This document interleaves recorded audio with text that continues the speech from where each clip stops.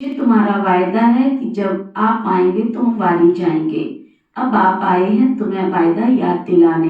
प्रश्न, किस मुख्य विशेषता के कारण पूज्य सिर्फ देवताओं को ही कह सकते हैं? उत्तर, देवताओं की विशेषता है जो कभी किसी को याद नहीं करते, न बाबा को याद करते, न किसी के चित्रों को करते, इसलिए उन्हें पूज्य कहेंगे। वहाँ सुख ही सुख रहता है, इसलिए किसी को याद करने की दरकार नहीं है। अभी तुम एक बाबा की याद से ऐसे पूज्य पावन बने हो जो फिर याद करने की दरकार नहीं रहती। धारणा के लिए मुख्य सार, स्वयं को श्रेष्ठ बनाने के लिए बाबा की जो श्रीमत मिलती है उस पर चलना है।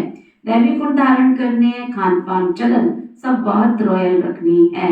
एक दो को याद नहीं करना लेकिन रिगार्ड जरूर देना है। पावन बनने का पुरुषार्थ करना और कराना है। वरदान, सतगुरु प्यारे बाबा का वरदान, नीरस वातावरण में खुशी की झलक का अनुभव कराने वाले एवर हैप्पी भव। नीरस वातावरण में खुशी की झलक का अनुभव कराने वाले एवर हैप्पी भव। एवर हैप्पी अर्थात सदा खुश रहने का वरदान जिन बच्चों को प्राप्त है वो दुख की लहर उत्पन्न करने वाले वातावरण में, नीरस वातावरण में, अप्राप्ति का अनुभव कराने वाले वातावरण में सदा खुश रहेंगे और अपनी खुशी की झलक से दुख और उदासी के वातावरण को ऐसे परिवर्तन करेंगे जैसे सूर्य अंधकार को परिवर्तन कर देता है।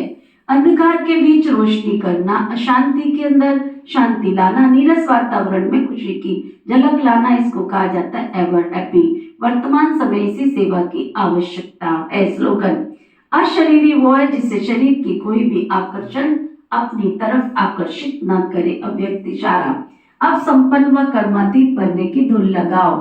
कर्मातीत का अर्थ ये नहीं कि कर्म से अतीत हो जाओ, कर्म से न्यारे नहीं, कर्म के बंधन में फंसने से न्यारे, इसको कहा जाता है कर्मातीत। कर्म योग की स्थिति कर्मातीत स्थिति का अनुभव कराती है।